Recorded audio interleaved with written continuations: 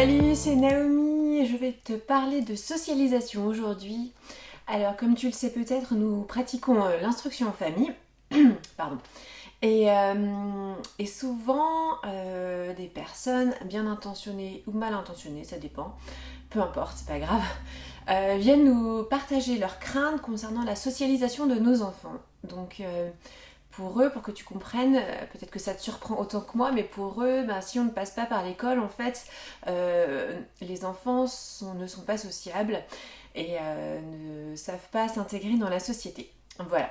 Donc pour moi, j'ai jamais voulu répondre à ce genre de questions tellement ça me semblait illogique en fait. Mais finalement, je me suis dit que c'était vraiment un sujet intéressant à parler, à discuter et à réfléchir. Et donc c'est ce que j'ai fait au fur et à mesure de nos années d'école à la maison. Et je vais te donner un petit peu finalement le fruit de nos réflexions, le fruit de nos changements, de ce qu'on a fait par rapport à la socialisation et un petit peu comment on a cheminé aussi voilà, sur ce domaine-là. Voilà. Alors, je vais pas essayer de te prouver aujourd'hui qu'un enfant qui fait l'école à la maison, il est sociable, parce que pour moi, il suffit de rencontrer des enfants et puis de les voir et on se rend compte tout de suite que c'est pas une question. Je vais pas non plus aujourd'hui te répondre sur la définition de la socialisation en mode fac de sociologie avec Durkheim et compagnie. Voilà, ça tu peux aller chercher si tu veux, si ça t'intéresse. Non, moi j'avais vraiment envie de te donner ma vision de la Bible de ça et notre vision aussi par rapport à l'éducation, qu'est-ce qu'on a fait. Alors pour moi, un enfant ou un être humain, il est sociable. S'il n'y a vraiment pas une crainte ou une carence vraiment grave des parents, un être humain, il est sociable. Et pourquoi je te dis ça? C'est simplement parce que Dieu, il est sociable lui-même. Il cherche la relation, il cherche à entrer en relation avec les hommes. Et je crois profondément qu'on a été créé à son image et que c'est vraiment une caractéristique qu'il nous a donnée et qui vient de lui. Et autant Dieu, il nous cherche et il cherche à rentrer en relation avec nous, autant aussi l'homme, il cherche à rentrer en relation avec Dieu, mais au travers des humains aussi, en cherchant, etc. Je crois qu'il y a quelque chose en lui qui est... Peut-être qu'il ne met pas de mots en tout cas, mais en tout cas il cherche Dieu, ou il cherche quelque chose, il cherche une raison, il cherche quelque chose de profond dans sa vie. Et forcément quand on cherche, on rentre en relation et on cherche pour pouvoir répondre à toutes ces questions. Alors pourquoi je te dis que Dieu il cherche les hommes? Je vais te donner un passage de la Bible qui dit ça et qui parle de ça. Alors je prends mon petit téléphone, c'est dans Deutéronome, tu vas dire encore Deutéronome. Mais en fait j'aime bien parce que Deutéronome c'est le commencement de la Bible, c'est le commencement du peuple de Dieu, etc. Et donc comme ça on peut voir que dès le début en fait Dieu il cherchait vraiment à entrer en relation avec les hommes. Donc le passage que je vais te lire maintenant, c'est Deutéronome au chapitre 31 et au verset 8.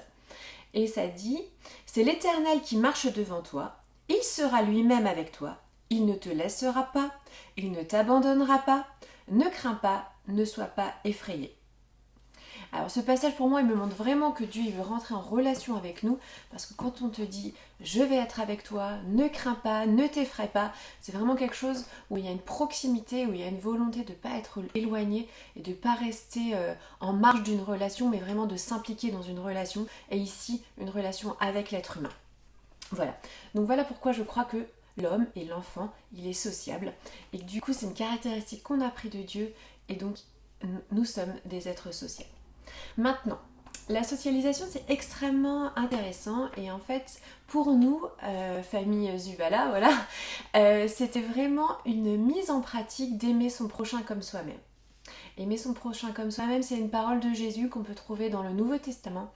Et la socialisation, c'est le fait de communiquer, d'être avec les autres, de rencontrer des autres personnes, d'apprendre d'eux.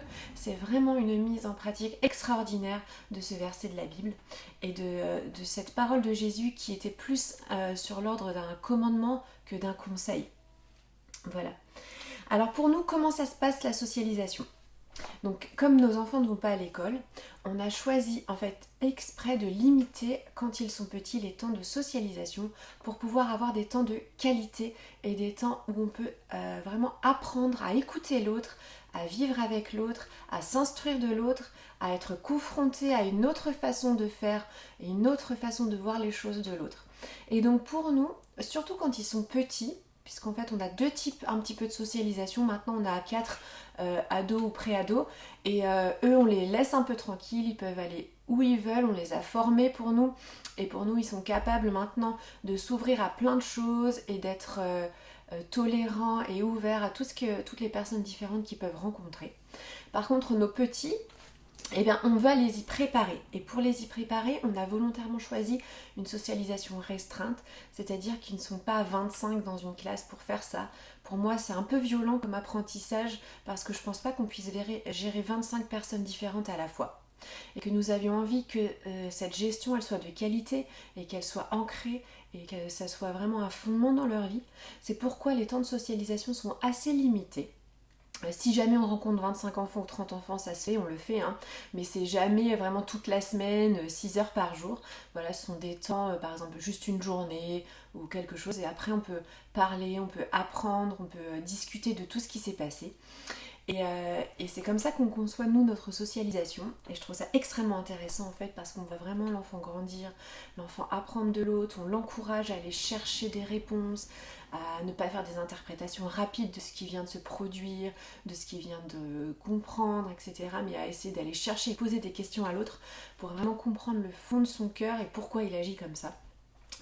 Et bien évidemment, ça prend du temps et donc tu comprends pourquoi à 25, c'est pas possible à gérer. Voilà.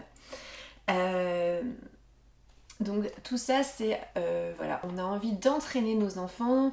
Peut-être que je te l'ai déjà dit, mais c'est quelque chose qui est vraiment en filigrane de notre éducation, c'est l'entraînement pour pouvoir apprendre, pour pouvoir chuter, c'est-à-dire se tromper, c'est-à-dire faire des mauvaises interprétations ici dans le cas de la socialisation, et puis aller éventuellement demander pardon si on a mal interprété et que ça a engendré des choses qui ont été pas très bonnes ou pas bonnes du tout.